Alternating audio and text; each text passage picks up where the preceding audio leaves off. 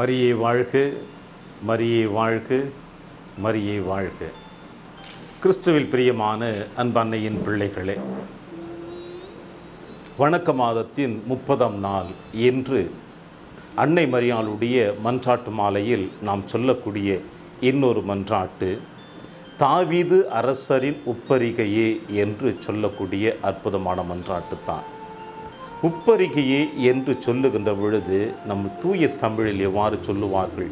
உப்பரிகை அல்லது கோபுரம் என்று சொல்லுவார்கள்.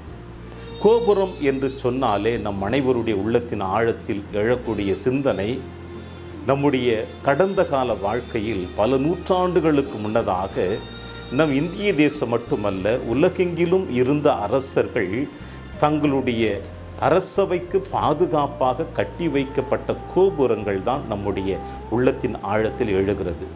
இந்த கோபுரங்கள் பல உண்மைகளை நமக்கு வெளிப்படுத்தும். குறிப்பாக கோபுரங்கள் பாதுகாப்பின் அடையாளமாக காணப்படுவதை நம்மால் உணர முடிகிறது.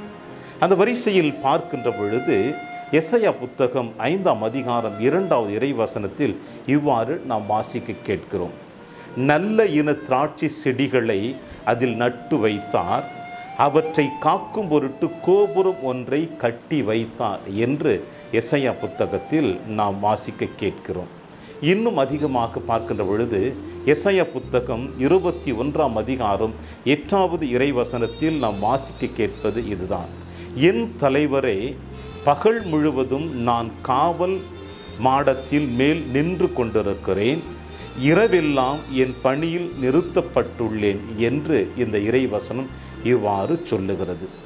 இது எதை குறிக்கிறது என்றால், ஒரு காவல் மாடம், கோபுரம் என்பது தன்னுடைய அரசவையில் இருக்கின்ற அரசாட்சிக்குட்பட்ட எல்லோருக்கும் பாதுகாப்பாக அரணாக கோட்டையாக காணப்படுவது தான் இந்த கோபுரம் அல்லது உப்பரிகை என்று சொல்லப்படுகிறது.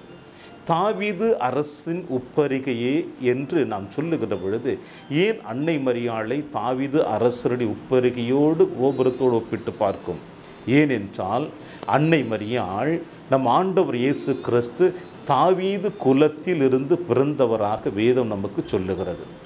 ஆக இந்த தாவீது குலத்திலிருந்து பிறந்த நம் ஆண்டவர் இயேசு கிறிஸ்துவை இந்த மண்ணுலகில் இருக்கின்ற நம் அனைவருடைய மீட்பிற்காக இறைவனின் தாயாக அன்னை மரியாள் இறைவன் தேர்ந்தெடுத்திருக்கிறார் என்பதும் நமக்கு தெரியும். அன்னை மரியாள் அறிந்து வைத்திருக்கிறாள். இப்படிப்பட்ட சூழ்நிலையில் குழந்தை பருவத்தில் இருக்கின்ற தன் மகனை பாதுகாக்கக்கூடியது அன்னை மரியாளுடைய கடமை அல்லவா? எனவேதான் அன்னை மரியாள் தன் மகனை பெற்றெடுத்த பிறகு ஞானிகள் அன்னை மரியாளை குழந்தையும் இயேசுவையும் கண்டு தரிசித்து விட்டு சென்ற பிறகு கடவுளுடைய தூதர் அவர்களுக்கு அறிவித்தபடியே குழந்தையை தூக்கி கொண்டு எகிப்துக்கு ஓடி போகிறார்கள். இந்த கோபுரம்தான், இந்த உப்பரிகை தான் தாவீது குலத்தை சார்ந்த நம் ஆண்டவர் இயேசு கிறிஸ்துவுக்கு முழுவதுமாக பாதுகாப்பு கொடுத்திருக்கிறார்.